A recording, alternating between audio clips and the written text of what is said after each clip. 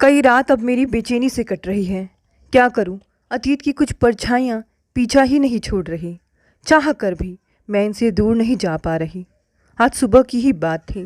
मेरे बेटे निशांत के कहे शब्द मुझे कांटे की भांति चुभ रहे थे। मम्मी, तुम्हें मुझे मेरे पापा का नाम बताना ही पड़ेगा, वरना वरना क्या? यह सोचकर मैं डर से सिहर उठी। निशांत मेरा एकमात्र सहारा था। उसे खोने का मतलब जीने का मकसद ही ख़त्म हो जाना। बड़ी मुश्किलों से गुजर कर मैंने खुद को संभाला था, जो आसान ना था। एक बार तो जी किया कि खुद को समाप्त कर दूं। मेरी जैसी औरत को समाज आसानी से जीने नहीं देता। इसके बावजूद जिंदा हूँ तो इसका कारण मेरी जीने की इच्छा थी। अनायास मेरा मन अतीत के पन्नों पर अटक गया। जब मैं 14 साल की थी, भले ही यह उम्र कुछ के लिए वासना का विषय हो, परंतु मेरे लिए अब भी हम उम्र लड़कियों के साथ खेलना कूदना ही जिंदगी था। अपरिपक्व मन क्या जाने पुरुषों की नज़रों में छिपे वासना का जहर। मेरे ही पड़ोस का युवक राजन मेरी हम उम्र सहेली का भाई था। एक दिन उसके घर गई। उस रोज मेरी सहेली घर पर नहीं थी। घर में दूसरे लोग भी मौजूद नहीं थे।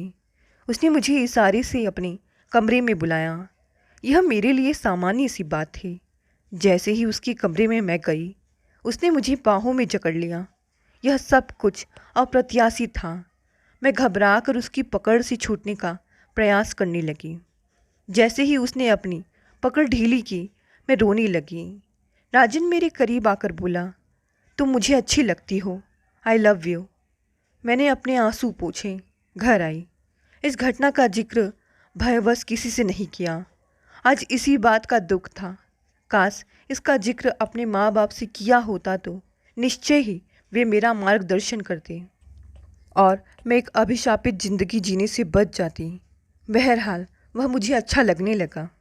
उम्र की कशिश थी। मैं अक्सर किसी न किसी बहाने सहेली के घर जाने लगी। एक दिन कुछ अप्रत्याशित घटा। मैं अपने कमरे में जाकर चुपचाप लेट गई। रह रह कर वही दृश्य मेरे सामने नाचता रहा। सुबह नींद खुली तो माँ ने मेरी तबीयत का हाल पूछा। तब मैंने बहाना बना दिया कि मेरे सिर में दर्द हो रहा था। यह सिलसिला कई माह चला। असलियत तब पता चली जब मेरे अंदर माँ बनने की संकेत उभरे। माँ को काटो तो खून नहीं। अब करे तो क्या करे? पापा को तो बताना ही पड़ेगा। उस समय घर में जो कोहराम मचेगा उसका कैसे सामना करेगी? बेरुवासी हो गई। उनका दिल बैठने लगा। मुझे कोसने लगी। उन्होंने मुझे मारा पीटा भी, पर उससे क्या होगा? जो होना था वह हो चुका। वही हुआ जिसका डर था। पापा ने माँ को खूब खरी खोटी सुनाई। कैसी माँ हो जो जवान होती बेटी पर नज़र न रख सकी? वे मेरा गला घोटने जा रहे थे। माँ ने रोका। पापा कैसे थे, कैसे हो गए? कहाँ मेरे लिए हर वक्त एक पैर खड़े रहते थे। मेरा जरा सा भी दर्द उनसे सहा ना जाता था। आज वही पापा मेरी जान लेने पर उतारू हो गए। मैं रोई जा रही थी। उस रोज किसी ने खाना नहीं खाया। सब मेरे भविष्य को लेकर चिंतित थे। इस लड़की ने मुझे कहीं का ना छोड़ा। मैंने पापा को इतना हताश कभी नहीं देखा था। क्यों न इस मामले में अपने भाई से राय ली जाए? माँ बोली, पागल हो गई हो क्या? किसी को कानों कान खबर नहीं लगनी चाहिए कि तुम्हारी बेटी के साथ ऐसा हुआ है, वरना मुंह दिखाने लायक भी नहीं रहोगी। इसका मतलब यही था कि पापा ने राजन के परिवार वालों के बीच भी इस सवाल को उठाना उचित नहीं समझा। वे जानते थे कि कुछ हासिल नहीं होगा, उल्टे समाज में बदनामी होगी। सो अलग। तब क्या होगा? जो कुछ करना होगा हम दोनों आपस में ही सलाह मशवरा करके करेंगे। कल सुबह सबसे पहले किसी महिला डॉक्टर से मिलना होगा, फिर जैसा होगा वैसा किया जाएगा। मम्मी को पापा की राय उचित लगी। अगली सुबह दोनों लेडी डॉक्टर के पास गए। लेडी डॉक्टर ने अबॉर्शन करने से साफ मना कर दिया। बोली, समय काफ़ी निकल चुका है, जान का खतरा है। हर तरीके से पापा ने डॉक्टर से मिन्नतें की, मगर वे टस से मस ना हुई। दोनों वापस लौट आए। अब एक ही रास्ता था, या तो मुझे मार डाला जाए या फिर कहीं दूर चले जाएं और इस बच्चे को जन्म देकर छोड़ दिया जाए। माँ के साथ मैं मुंबई आकर एक फ्लैट लेकर किराए पर रहने लगी। मुंबई इसीलिए ठीक लगा क्योंकि यहाँ कोई किसी के बारे में जानने की कोशिश नहीं करता। 9 महीने बाद मैं एक बच्चे की माँ बनी। इससे पहले कि मैं उसकी शक्ल दिखूं, माँ ने पहले से ही एक परिचित जो निसंतान थे को देखकर छुट्टी पा ली। बाद में पापा ने भी अपना तबादला मुंबई करवा लिया। मैंने अपनी पढ़ाई लिखाई फिर से शुरू कर दी। इसके बावजूद मेरी आंखों से मेरे अतीत का स्वप्न कभी नहीं गया। जब भी सामने आता तो बेचैन हो उठती। 24 साल की हुई तो माँ ने मेरी शादी कर दी। इस नसीहत के साथ कि मैं कभी भी अपने बीते हुए कल की चर्चा नहीं करूँगी। यह मेरे ऊपर तलवार की तरह थी। हर वक्त मैं इस बात को लेकर सजग रहती कि कहीं मेरे पति को पता न चल जाए। पता चल गया तो क्या होगा? यह सोचती तो भय की एक सिहरन मेरे जिस्म पर तैर जाती। स्त्री की जिंदगी दांतों के बीच जीभ की तरह होती है। यही काम पुरुष करता तो ना समाज उसे कुछ कहता, ना ही उसे कोई अपराध बोध होता। उल्टे वह अपनी मर्दानगी का बखान करता। ऐसा ही हुआ होगा राजन के साथ। आज निश्चय ही सम्मानित आदमी बनकर घूम रहा होगा, जबकि मैं हर वक्त भय की साए में लिपटी एक अंधेरे भविष्य की कल्पना के साथ। इसे विडंबना ही कहेंगे, जो हमारे समाज के दोहरे मापदंड का घिनौना चेहरा है। 6 महीने बमुश्किल गुजरे होंगे जब मेरे पति ने मेरे चरित्र पर सवाल उठाकर तलाक का फरमान सुना दिया। ऐसा क्या देखा और सुना जो उसे मेरा चरित्र संदिग्ध लगा। कहने लगा, तुम बिन ब्याही बच्चे की माँ हो। इस सवाल पर मैं सन्न रह गई। मेरे बुरे समय ने यहाँ भी मेरा पीछा ना छोड़ा। पहले तो खुद को संयत किया, फिर बोली, इतने बड़े आरोप के पीछे आपके पास सबूत क्या है? कहने लगा कि जिस अस्पताल में तुमने बच्चा जना था उसकी नर्स मुझे जानती थी। वह मेरे गांव की रहने वाली थी। एक दिन तुम और मैं एक मॉल में खरीदारी करने गए थे। तब उस नर्स ने तुम्हें पहचान लिया। उसने एक दिन मुझे अपने घर बुलाया, फिर तुम्हारे बारे में पूछा। मैंने बताया कि तुम मेरी पत्नी हो। मैंने महसूस किया कि वह मुझसे कुछ बताना चाहती है, मगर संकोचवश कुछ कह नहीं पा रही थी। तब मैंने जोर दिया तो वह बोली, क्या अपनी पत्नी के बारे में तुमने कुछ पता किया था? मैं कुछ समझा नहीं। जैसे वह कहाँ की रहने वाली है, उसका घर परिवार कैसा है, लड़की का चाल चलन कैसा है। मेरे पापा और उसके पापा एक ही ऑफिस में काम करते थे। सजातिया होने के कारण मेरे पापा ने बात चलाई। लड़की देखी, अच्छी लगी, पढ़ी लिखी थी। उन्होंने दहेज भी काफ़ी दिया। नर्स ने बात यहीं ख़त्म करनी चाहिए, मगर मैंने सत्य उगलवा कर ही दम लिया। मेरे पति के कथन से मुझे गहरी निराशा हुई। एक स्त्री से मुझे ऐसी उम्मीद न थी। उसने मेरा बसा बसाया घर उजाड़ दिया। सत्य सत्य होता है, वह लाख छिपाने पर भी नहीं छिपता। मुझे मम्मी पापा दोनों पर गुस्सा आया कि क्यों नहीं साफ साफ बताकर शादी की। उसे मेरी ज़रूरत होती तो शादी करता, वरना मैं जैसी थी वैसी ही खुश थी। दुख तो बहुत हुआ, मगर मैंने भी सोच लिया था कि रोनी धुनी से काम नहीं चलेगा। शादी कोई अंतिम रास्ता नहीं। मुझे बरगला कर मेरा यौन शोषण करने वाला चैन की ज़िंदगी जिए और मैं तिल तिल कर खुद को जलाऊं और अपने समय को कोसूं। नहीं, ऐसा नहीं होगा। मैं जीऊंगी और अपनी शर्तों पर। माँ पापा दोनों दुखी थे। मैंने कहा, आप मुझे या खुद को क्यों अपराधी मानते हैं? शादी का संबंध बच्चे पैदा करना होता है तो वह मैंने बिन ब्याहे ही कर दिया। अब रहा किसी के साथ का, तो मेरे समय में लिखा होगा तो कोई ना कोई मिल ही जाएगा, जो सब कुछ जानते हुए भी मुझे अपनाने से पीछे नहीं हटेगा। वास्तव में मुझे ऐसे ही इंसान की ज़रूरत है। चित्त शांत हुआ तो मैंने एक कंपनी में नौकरी कर ली। एक रोज़ एक दंपति ने मेरे फ्लैट के दरवाजे पर दस्तक दी। माँ ने दरवाज़ा खोला। उस वक्त मैं दूसरे कमरे में थी। वे लोग माँ की जान पहचान के थे। उन्हें देखकर माँ के माथे पर बल पड़ गए। माँ ने उन्हें डाइनिंग रूम में बिठाया। उनके साथ एक 8 साल का लड़का भी था। लड़के को मेरे कमरे में भेजकर माँ न जाने क्या उनके साथ खुसुर पुसुर करती रही। इस बीच वह लड़का मेरे साथ घुल मिल गया। करीब आधे घंटे के बाद मैंने देखा कि वे दंपति जा चुके थे। मुझे आश्चर्य हुआ, क्योंकि वह लड़का तो यहीं रह गया। जब उस लड़की को पता चला कि उसके कथित माँ बाप चले गए तो वह रोने लगा। मुझे दया आई। उसे सीने से लगाकर चुप कराने लगी। मम्मी, इसे क्यों नहीं ले गई? मैंने अपनी माँ से पूछा। माँ ने इशारे से मुझे चुप करा दिया। अब यह यही रहेगा, कहने को तो माँ ने कह दिया, मगर तत्काल उसमें सुधार करते हुए बोली, कुछ दिनों के लिए, जैसे ही इसके माँ बाप विदेश से आ जाएंगे यह उन्हीं के पास चला जाएगा। मुझे माँ के कथन संदिग्ध लगे। उन्हें अन्य कमरे में ले जाकर वस्तु स्थिति की सही सही जानकारी हासिल करने का प्रयास किया तो माँ कहने लगी, तुमसे क्या छिपाना, यह तुम्हारा ही बेटा है। यह सुनते ही मैं क्षणांश भाव विभोर हो गई। माँ आगे बोली, इस बच्चे को तुमने जन्म दिया था। लोक लाज के भय से मैंने इस बच्चे को जन्मते ही अपने एक रिश्तेदार को दे दिया था। वे निसंतान थी, मगर अब उनकी अपनी औलाद हो चुकी है। वे इसे रखने के लिए तैयार नहीं है। मैंने इस लड़के को देखा, वह अब भी रोए जा रहा था। मेरे दिल में माँ की ममता उमड़ पड़ी। कितना अभागा था यह बच्चा। असल माँ जिंदा थी, फिर भी गैर के पास पल रहा था।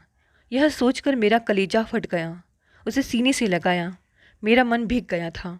वह लड़का मेरे लिए अंधेरे में चिराग की तरह था।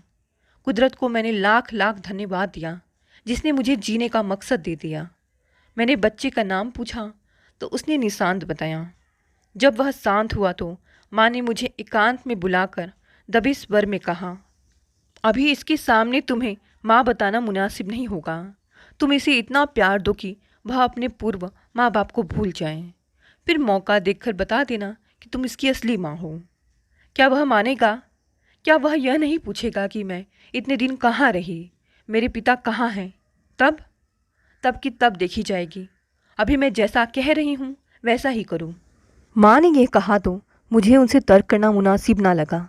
मैं कमरे से बाहर ड्राइंग रूम में आई। उसके करीब आकर प्यार से पुचकारते हुए बोली, मैं तुम्हें निशांत नाम से पुकारूं तो कैसा लगेगा? वह बोला, अच्छा तो ठीक है निशांत, आज मैं तुम्हें आइसक्रीम खिलाने ले चलती हूँ, कैसा रहेगा? मैं खुश थी। मेरे प्यार की तपीस पाकर उसके चेहरे पर मुस्कान की रेखाएं खींच गई। जल्दी जल्दी मैंने अपने कपड़े बदले, उसको लेकर आइसक्रीम पार्लर में पहुंची। उस दिन मैंने निशांत पर जी भर प्यार उड़ेला। क्यों ना उड़ेलती, वह मेरे शरीर का अंश था। वर्षों तक उसके रूप रंग को लेकर तरसती रहती थी कि आज मेरा बेटा जिंदा होता तो कैसा होता। माँ ने कहा था कि वह मरा हुआ पैदा हुआ था। अगर जिंदा भी बताती तो क्या मैं उसे पालने लायक थी? मैं तो उस वक्त खुद एक बच्ची थी। आहिस्ता आहिस्ता निशांत हम सब से घुलता मिलता गया। एक रोज़ मैंने उससे कहा कि वह मुझे मम्मी कहकर पुकारे। पहले तो वह सकुचाया, फिर बोला, मम्मी को क्या कहूँगा? जब उसे पता चलेगा कि मैंने आपको मम्मी कहना शुरू कर दिया है, उन्हें बुरा लगेगा। कुछ सोचकर मैं बोली, बड़ी मम्मी, यह ठीक रहेगा। उसने बिना ना नुकुर के स्वीकार कर लिया। उसके मुख से मेरे लिए मम्मी का संबोधन तपती रेत पर बारिश की फुहार की तरह था। मेरा रोम रोम पुलक उठा। मैं भाव विभोर हो गई। वक्त गुजरता रहा, एक बात की कसक रहती। इतना प्यार दुलार देने के बावजूद वह अपनी पहली माँ को भूल नहीं पाया। कभी कभी उनका जिक्र करता तो मेरा मन आशंकाओं से घिर जाता। हमेशा की तरह झूठ बोल देती कि वे जल्दी आ जाएंगी। एक रोज़ तो हद हो गई जब वह उनके पास जाने की जिद कर बैठा। उस रोज़ मुझे अपनी कोख पर लज्जा आई। इतना प्यार दुलार देने के बावजूद भी निशांत को अपना ना बना सकी। इसे विडंबना ही कहेंगे कि वह उनके पास जाना चाहता है जिन्होंने बड़े निर्मोही तरीके से उसका परित्याग कर दिया। आज जाना कि सिर्फ जन्म देने से कोई माँ नहीं बन जाती।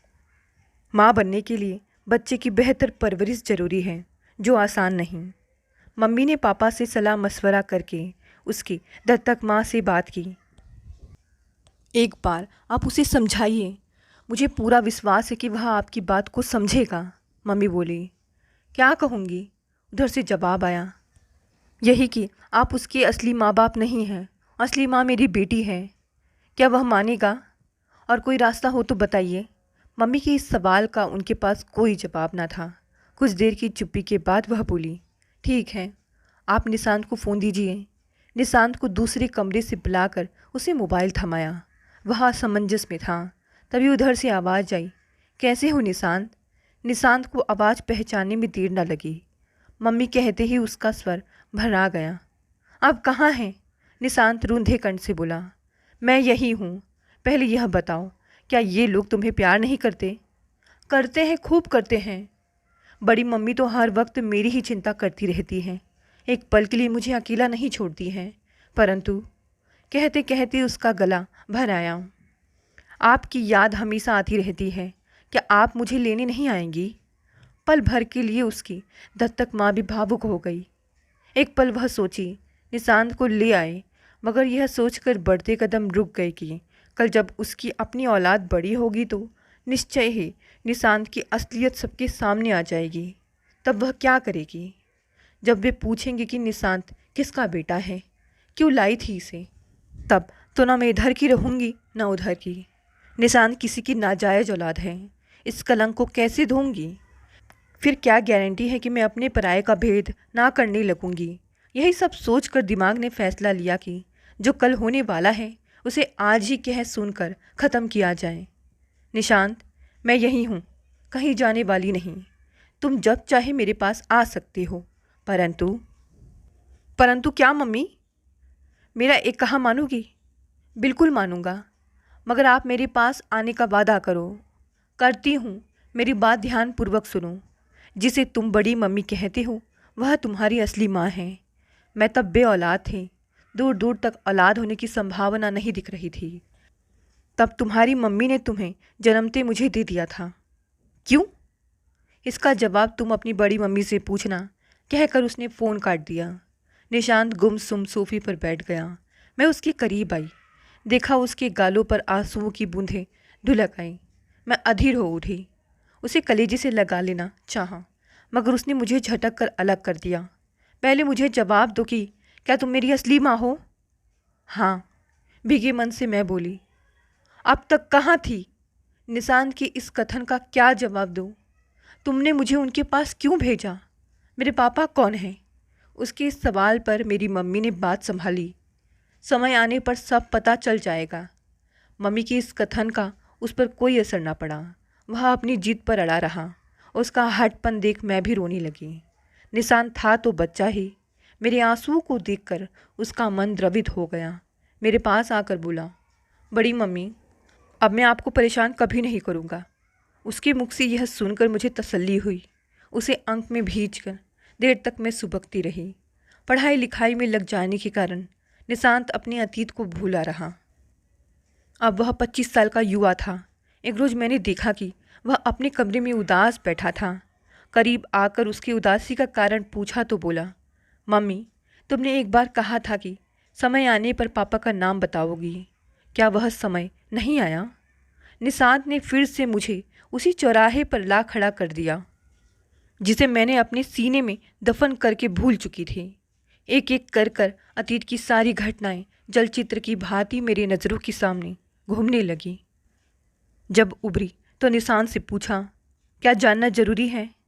मम्मी, मेरे लिए यह जानना जरूरी है कि मेरा पिता कौन है, क्योंकि आज भी मेरे दिल के कोने में एक खालीपन महसूस होता है। यह खालीपन उस पिता के लिए है जिनका मैंने कभी मुख तक नहीं देखा। यदि वे जीवित नहीं है तो कोई बात नहीं, बस उनका परिचय बता दो। निशांत समझदार हो गया था। समझदार बेटे को भ्रमित करना आसान न था। मैंने आत्मचिंतन किया तो पाया कि आज नहीं तो कल मुझे इस सत्य से निशांत को परिचित करवाना ही पड़ेगा। वह कल आ गया। अब ना बताऊंगी तो वह मुझ पर शक करेगा। इस तरह से उसकी नज़रों में मेरा चरित्र संदेहपूर्ण हो जाएगा, जो किसी भी स्थिति में उचित ना होगा। कोई भी रिश्ता ईमानदारी पर टिकता है, फिर वह चाहे माँ बेटे का हो या पिता पुत्र का।